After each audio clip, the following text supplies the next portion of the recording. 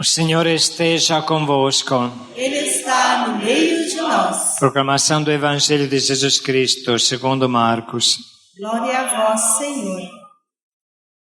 Naquele tempo, Jesus se manifestou aos 11 discípulos e disse-lhes: Ide pelo mundo inteiro e anunciai o Evangelho a toda criatura. Quem crer e for batizado será salvo, quem não crer será condenado. Os sinais que acompanharão aqueles que crerem serão estes: expulsarão demônios em meu nome, falarão novas línguas, se pegarem serpentes ou beberem algum veneno mortal, não lhes fará mal algum. Quando impuserem as mãos aos doentes, eles ficarão curados. Depois de falar com os discípulos, o Senhor Jesus foi levado ao céu e sentou-se à direita de Deus. Os discípulos então saíram e pregaram por toda parte. E o Senhor os ajudava e confirmava a sua palavra por meio dos sinais que a acompanhavam. Palavra da salvação. Glória a vós, Senhor. Ide ao mundo e ensinai a todos os povos. Convosco estarei todos os dias, até o fim dos tempos, disse Jesus. Aleluia, aleluia, aleluia, aleluia, aleluia, aleluia.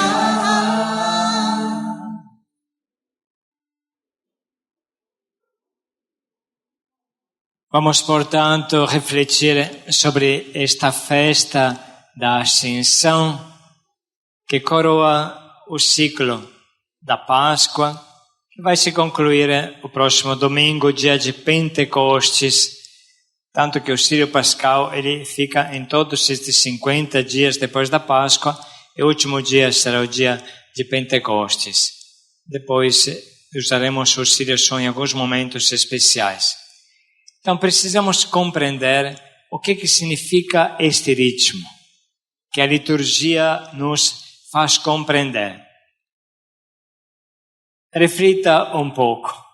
Jesus nasceu verdadeiramente em Belém 2030 anos atrás, cerca de 2030, 2025 anos atrás. Antes que ele viesse nesse mundo fisicamente, o mundo buscava a Deus. Deus falava, Deus Pai, Deus Criador, nunca deixou faltar os seus profetas, a sua palavra. Mas aconteceu um milagre extraordinário de Belém, que o próprio Deus veio no nosso meio. É uma coisa totalmente diferente derramar as bênçãos, as graças, as profecias e se encarnar, se tornar carne. Tudo isso nós vivemos intensamente no Natal. Depois, Jesus viveu nesta terra 30 anos, cerca de 30 anos, e os últimos anos foram anos chamados de vida pública, em que ele falou muito, pregou, anunciou o reino de Deus e fez muitos milagres, anunciou com as palavras e com as obras. E concluiu a sua caminhada terrena com a cruz, com o Calvário, para mostrar-nos o amor de Deus para nós, para vivenciar nesta terra o amor de Deus para cada um de nós.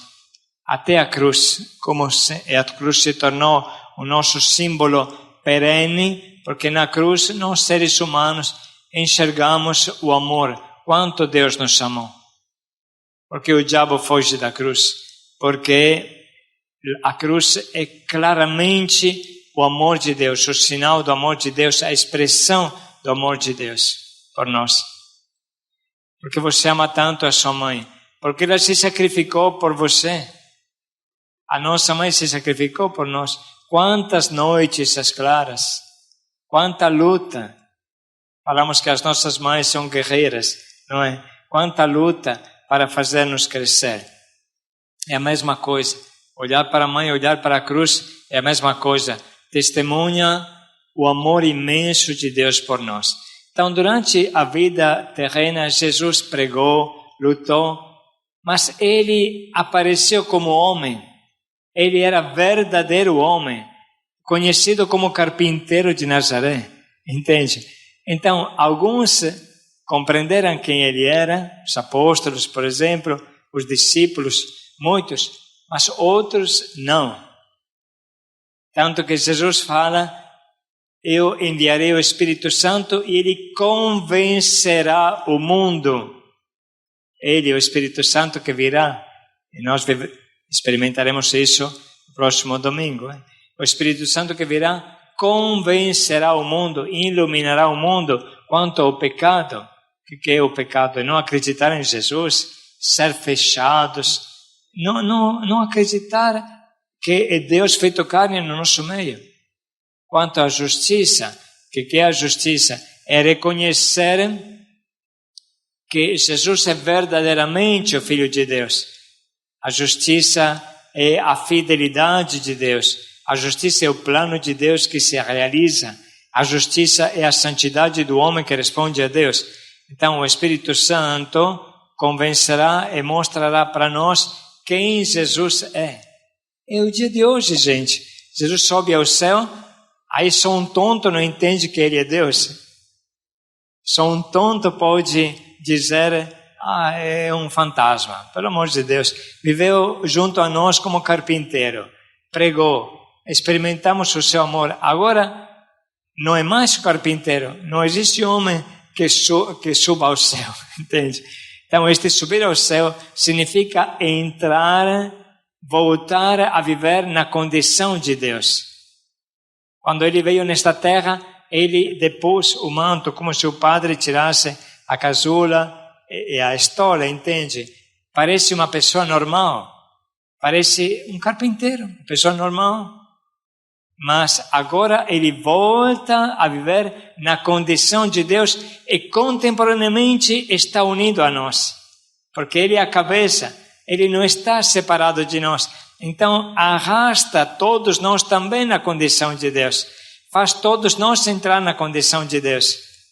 Então, Jesus está lá em cima, mas ele é verdadeiro homem. Jesus está perto de Deus com as chagas. Ele levou lá no céu as suas chagas. O que são estas chagas? São as nossas chagas. Só que são chagas transfiguradas e gloriosas e iluminadas por Deus. Então hoje você pode ver a tua vida pensando que você está com os pés na terra, mas com a cabeça no céu, com o coração no céu. Você não é só terreno.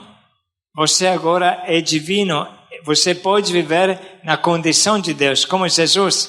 Tudo isso é muito concreto. Agora estou explicando a verdade da assunção, da ascensão ao céu, que se torna assunção para cada um de nós. Entende? Jesus está lá para dizer que você pode viver aqui a tua vida de maneira divina.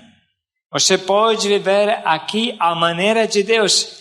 Você pode viver aqui na condição de Deus.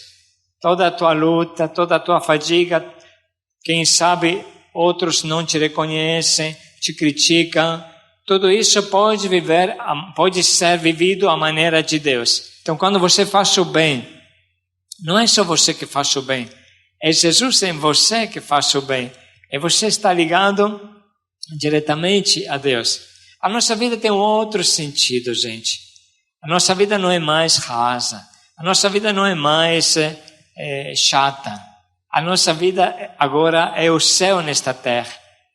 Jesus subindo ao céu, uniu o céu e a terra, abaixou o céu e elevou a terra. É uma coisa totalmente diferente. Tanto que os apóstolos entenderam bem isso e compreenderam que Jesus estava mais perto dele agora na ascensão do que antes. Por isso que voltaram felizes. Eles sentiram Jesus dentro do coração deles como nunca tinha sentido. Eles tinham a sensação de estar eles também em Deus como nunca tinham sentido isso. E voltaram felizes.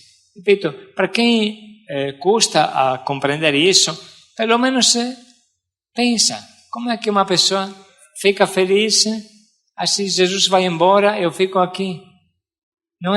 Jesus não foi embora na cabeça dos discípulos, Jesus estava presente no coração deles. Eu espero que esta seja a experiência de cada um de nós. Então, falei que no Antigo Testamento era o tempo de Deus Pai falar, o tempo de Deus Pai se tornar presente. Depois veio o tempo de Jesus feito carne, que durou pouco, durou 33 anos.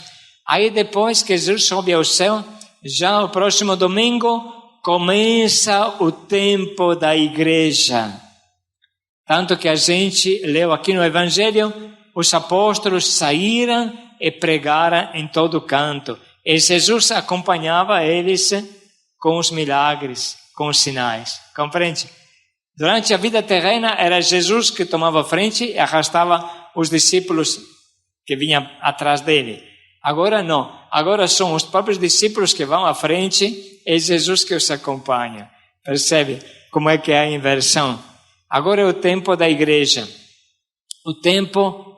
O nosso tempo, o tempo que estamos vivendo, é o tempo do Espírito Santo, porque o que é a igreja sozinha? O Espírito Santo é o motor da igreja. O Espírito Santo puxa a igreja para a santidade, ajuda ela a viver a santidade. Esta é a verdade que estamos vivendo hoje. Então, Jesus sobe ao céu, ele abre as portas para o Espírito Santo descer. Eu vou, se eu não for, o Espírito Santo não virá a vós. Vemos no Evangelho. Então ele vai para o céu e envia o Espírito Santo e escancara as portas da igreja, do tempo da igreja. Atenção que Pentecostes é o Natal da igreja, é o nosso Natal. Reflita sobre isso, não é difícil entender. O tempo do Pai, de maneira forte e clara, no Antigo Testamento, o tempo de Jesus, do Filho de Deus encarnado, nos 33 anos, e o tempo da igreja de Pentecostes para frente até o final do mundo.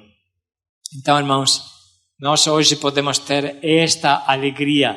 Você evangeliza, você faz atos de amor e de evangelização do mundo. Não é só você, é Jesus em você, é o Pai em você.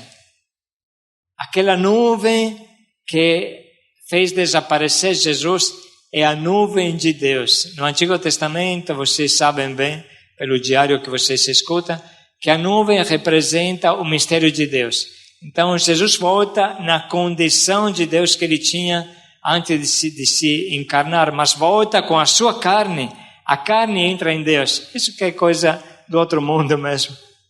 A nossa carne entra em Deus.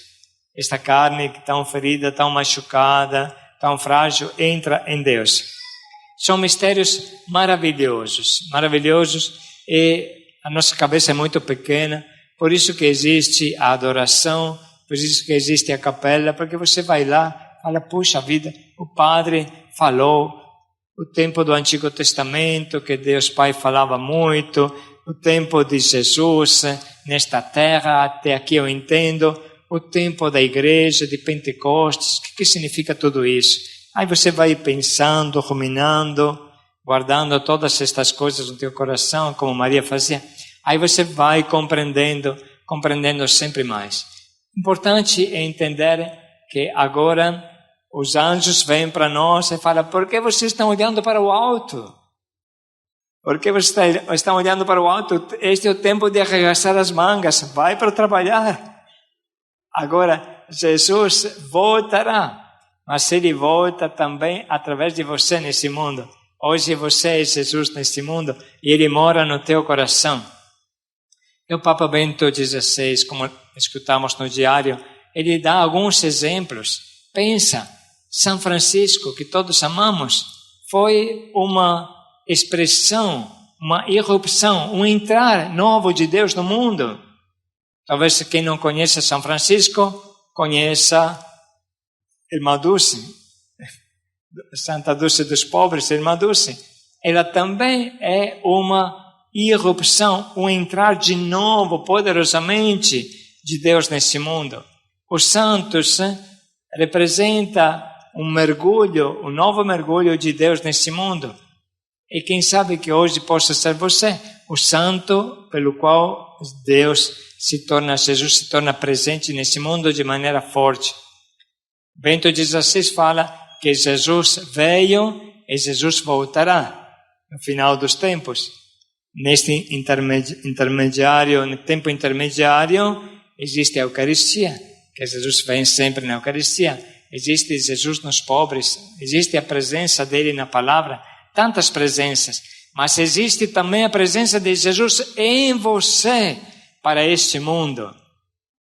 Isso que precisamos refletir. Qual palavra de Jesus eu vou ser para este mundo? Qual sinal eu vou ser para este mundo? Na minha humildade, na minha simplicidade, qual sinal eu vou ser para este mundo? Pensa um pouco. Com a força de Deus, não é só a tua força, ninguém é sinal por si mesmo, não é? Mas Jesus em você vai continuar vivendo neste mundo. Qual sinal de Deus eu vou ser para este mundo? Reflita um pouco.